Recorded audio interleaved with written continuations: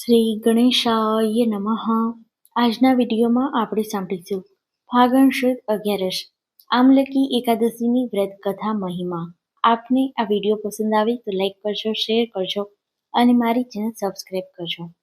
આ એકાદશી ફાગણ મહિનાના શુદ્ધ પક્ષમાં આવે છે. મહાશિવરાત્રી અને હોળીની વચ્ચે આવતી આ એકાદશીને રંગભરી એકાદશી તરીકે પણ ઓળખવામાં આવે છે. આ દિવસે ભગવાન વિષ્ણુ અને આમળાના વૃક્ષની પૂજા કરવાનું વિશેષ મહત્વ છે. આમળાના વૃક્ષને ભગવાન વિષ્ણુનું પ્રિય માનવામાં આવે છે. એવું માનવામાં આવે છે કે આ વૃક્ષમાં ભગવાન વિષ્ણુ અને લક્ષ્મીનો વાસ હોય છે. આ દિવસે આમળાના વૃક્ષ નીચે બેસી ભગવાન વિષ્ણુની પૂજા કરવામાં આવે છે. ભોજનમાં પણ આમળાનો ઉપયોગ કરવો શુભ મનાય છે. માન્યતા છે કે જે ભક્ત આ દિવસે વ્રત રાખે છે અને વિધિ વિધાનથી ભગવાન વિષ્ણુની પૂજા કરે છે તેને તમામ પાપોમાંથી મુક્તિ મળે છે અને મોક્ષની પ્રાપ્તિ થાય છે. આ વ્રત કરવાથી 100 ગાયોના દાન જેટલું પુણ્ય મળે છે. તો આ આપણે સાંભળ્યું આમલકી એકાદશીનું મહત્વ. હવે આપણે આમલકી એકાદશીની વ્રત કથા સાંભળીશું.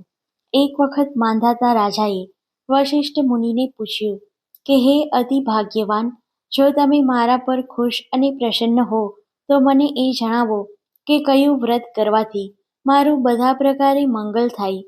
વશિષ્ઠ મુનિએ જવાબ આપ્યો કે હે રાજન, હવે હું તમને એ વ્રતનો મહિમા અને ઇતિહાસ સમજાવીશ જે કોઈને પણ દરેક પ્રકારનું મંગલ કલ્યાણ બક્ષે છે. આ એકાદશી કરવાથી મળતા સંચિત પુણ્યના પ્રતાપે કોઈના પણ પાપોનો નાશ થાય છે, દરેકને મોક્ષ મળે છે. તેમજ 1000 ગાયોનું દાન કરવાથી મળતું પુણ્ય મળે છે. પૌરાણિક સમયમાં વિદિશા નામની એક નગરી હતી. તેમાં ઘણા સમૃદ્ધ અને તંદુરસ્ત બ્રાહ્મણો, ક્ષત્રિયો, વૈશ્યો અને શૂદ્રો રહેતા હતા.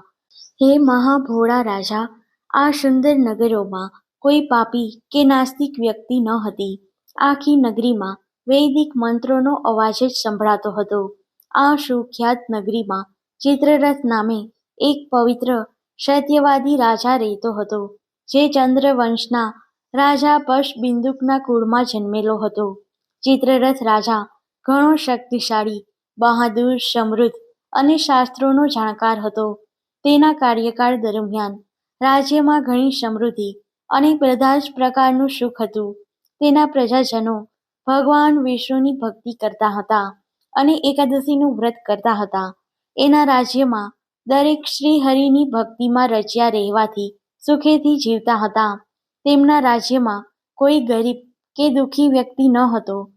આ રીતે વર્ષો સુધી સુખેથી જીવ્યા પછી એક વખત ફાગણ માસમાં આવતી આમલકી એકાદશી અને દ્વાદશી ભેગા થઈ ગયા.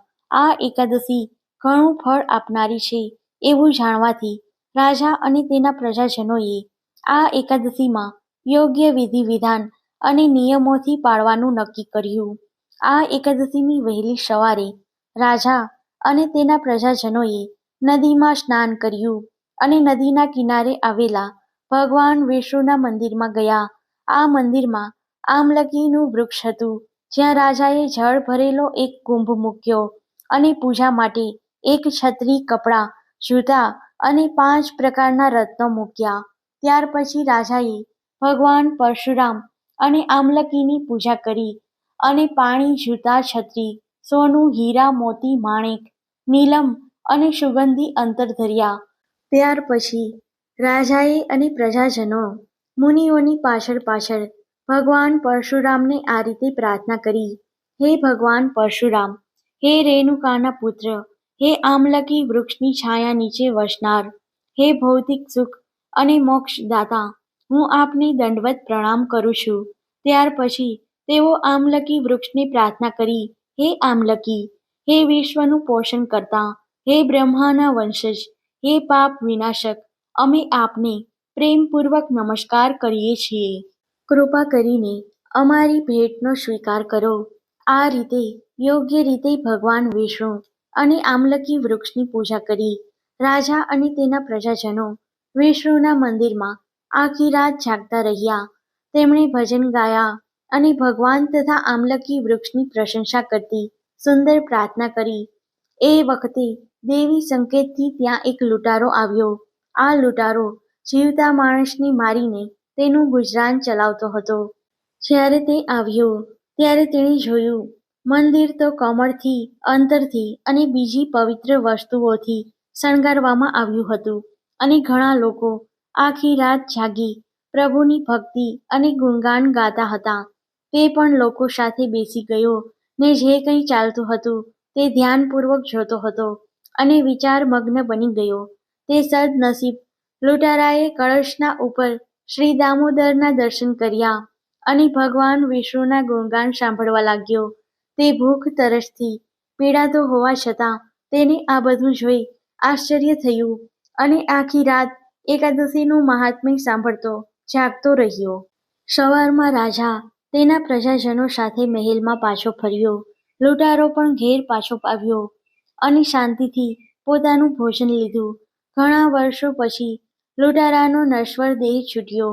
આમલકી એકાદશીના પ્રતાપે અને એકાદશીની રાત્રિએ જાગતા રહેવાની શ્રુતિ રૂપે તે લૂંટારો બીજા જન્મમાં રાજા થયો અને તેની પાસે અસંખ્ય હાથી, ઘોડા અને રથ, વિશાળ પાયદળ હતું. બીજા જન્મમાં તે જયંતી નામે જાણીતી નગરીમાં વદુરથ રાજાના શક્તિશાળી પુત્ર વાસુરથ તરીકે જન્મ થયો. વાસુરથ રાજાએ રાજ્ય કર્યું. તે સૂર્યના જેવો તેજસ્વી, ચંદ્ર જેવો શીતળ, ભગવાન વિષ્ણુ જેવો શક્તિશાળી અને ધરતી જેવો સહિષ્ણુ હતો. તે શાસક તરીકે સત્યવાદી અને દ્રઢ નિશ્ચયી હતો અને તેથી ભગવાન વિષ્ણુનો મહાન ભક્ત બન્યો. એક દિવસ રાજા વસુરથ, જે બહુ દયાળુ અને દાનવીર હતો, તે જંગલમાં શિકાર કરતા ભૂલો પડ્યો. તે ખૂબ થાકી ગયો હતો અને ભૂખ્યો હતો. કોઈ પણ વૈકલ્પિક રસ્તો ન રહેતા રાજાએ ગાઢ જંગલમાં પોતાના હાથનું ઓશીકું બનાવી આડો પડ્યો અને ઊંઘી ગયો. એટલામાં કેટલાક જંગલી લોકો રાજા સૂતો હતો ત્યાં આવ્યા અને રાજાને જુદી જુદી રીતે ગભરાવવા લાગ્યા. રાજાને તેનો દુશ્મન માની તેઓએ રાજાને મારવાનો પ્રયત્ન કર્યો. તેઓએ માન્યું કે આ રાજાએ તેમના પિતૃઓને, માતાઓને, પુત્રો, પ્રપૌત્રો અને કાકાઓને પૂર્વે મારી નાખ્યા છે અને તેમને આ રીતે રઝળતા કર્યા છે.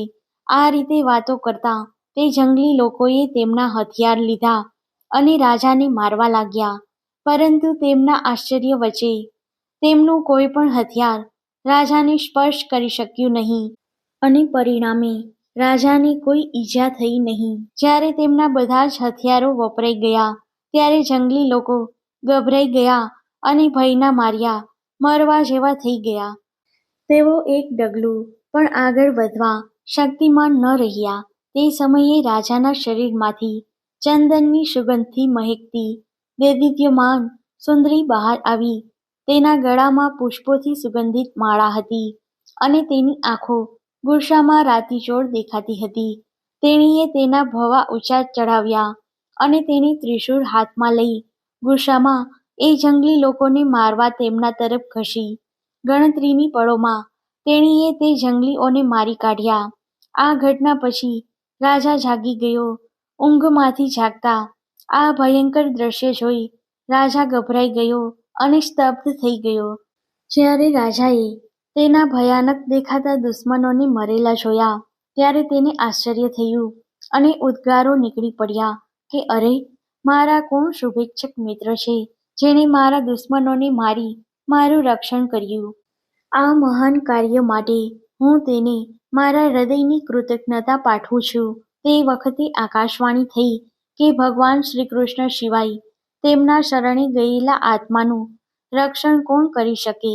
તે એકલા જ શરણાગત ભક્તોના પાલનહાર છે. આ આકાશવાણી સાંભળ્યા પછી રાજા અત્યંત ગળગળો થઈ ગયો અને તેનું હૃદય ભક્તિભાવથી ગદગદિત થયું. આ પછી રાજા તેના મહેલમાં પાછો આવ્યો અને નિર્વિઘ્ને ઇન્દ્રની જેમ તેણે રાજ્ય કર્યું. વશિષ્ઠ મુનિએ કહ્યું, હે પ્રિય રાજા, કોઈ પણ વ્યક્તિ આ આમલકી એકાદશીનું વ્રત કરે તે નિસંકોચ વૈકુંઠ લોકમાં જાય છે.